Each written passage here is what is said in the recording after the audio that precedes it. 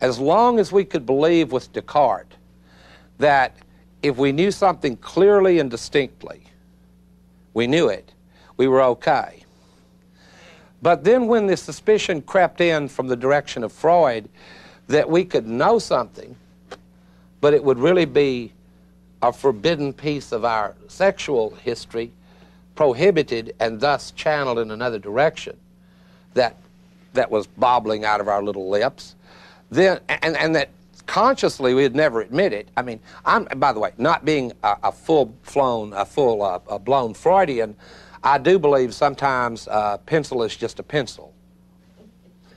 I think any one of these theories can be taken too far. But it's clearly the case that the field of the unconscious undercuts religion in a very important way, gives a very profound explanation of it. Of it as a what people go, well, how in the world could we not have a belief in God? This seems to be most Americans' attitude, even those who are not Catholics, Jewish, Christian, whatever. They just answer those damn surveys that you get in USA Today where 98% of them go, I believe in God. Which, of course, that just irritates the hell out of me. I mean, I grew up around Baptists that hated, that they loved God, they loved their fellow man, but they just hated folks. You know what I mean? They loved God, but they hated everybody they knew. I mean, it was just, you get a lot of that from like the Jesse Helms crowd. I mean, they just love God, but they hate everybody else badly. Sort of irritating, given the great religious traditions. In any case, Freud raises a suspicion that when we're very, very small, we're very, very insecure, we cry out to these larger beings for help and they give it to us. And we go, oh, I see. But when we get older, and I think a very nice passage in literature is Ray Bradbury's Dandelion Wine. I hope some of you have read this book. It's about a young man growing up in the Midwest, and he goes to the movies. It's a cowboy and Indian movie.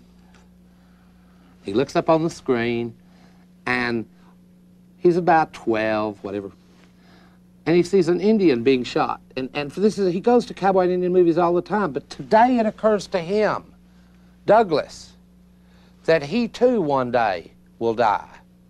He goes, ooh, it's a bummer thing. And so he gets out of the theater and he begins to ponder that. You know, just, that's really bad. I too one day will die.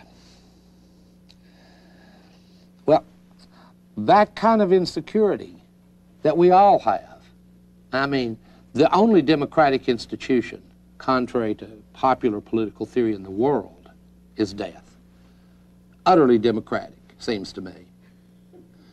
I mean, if you want something that's democratic, there it is. It's death. It's utterly democratic.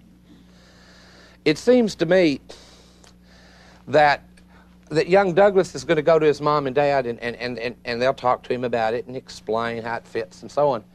And then will come that shattering night when you're about 16 and you find out mom and dad are afraid to die too, or maybe 14.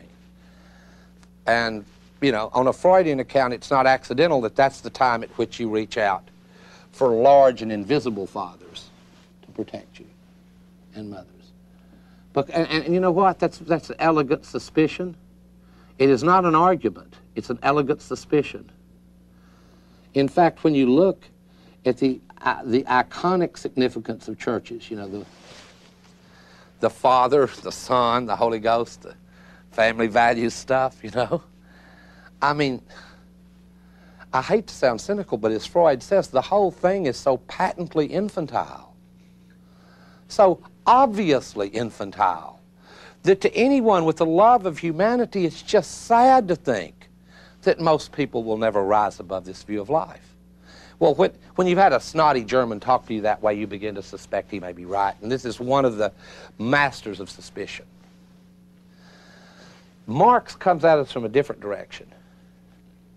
He has noticed that history is generally written by the sides that win. You may notice that terrorists are people who have not yet won, and after terrorists win, they are freedom fighters. And after you've forgotten they're freedom fighters, then they are called chancellors or whatever. Marx has noticed this, and he's also noticed the complicity of religion with this. And I don't want to, this is not about ragging on religion. This is about trying to explain why it could never be the safe harbor that it used to be. Because even for those of you with faith, and I haven't said I don't have it, the faith is rounded in by what? Complexity, suspicion, doubt.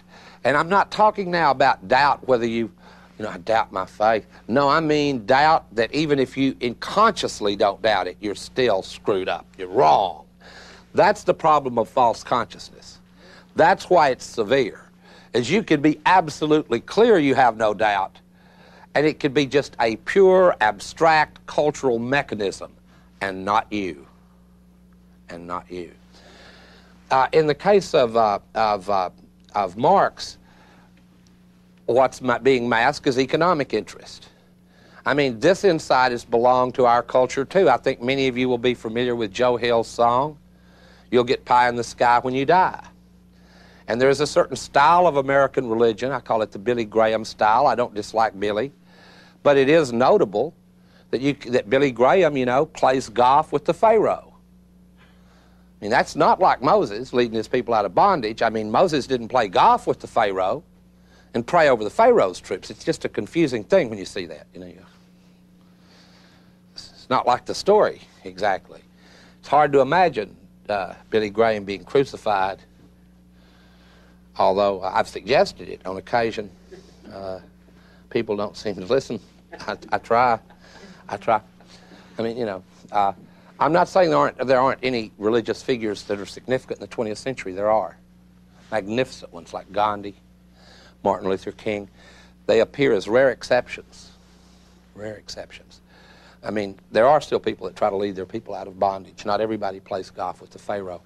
But the suspicion hangs over the entire religious enterprise that it serves vested interests, economic interests.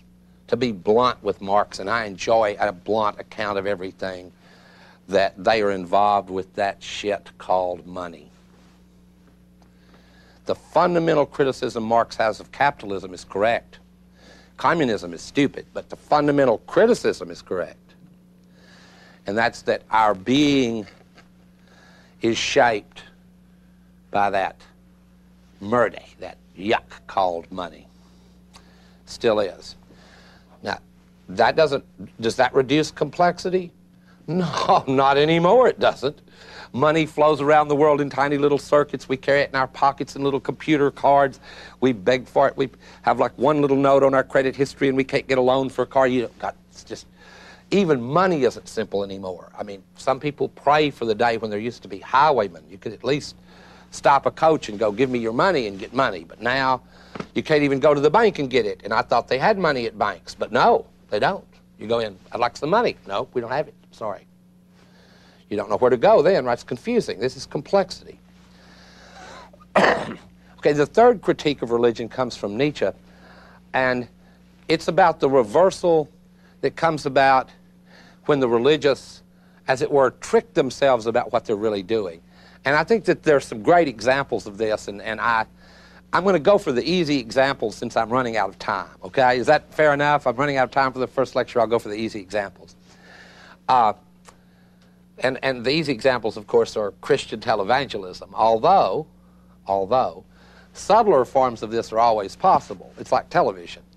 You get the crude, quick version on TV, but because everybody practically that we're around was raised by it, then they give you the slightly more complicated human versions of what brought them up, their televisions. Pretty scary. That's why the self is under siege. All of these are reasons why it is.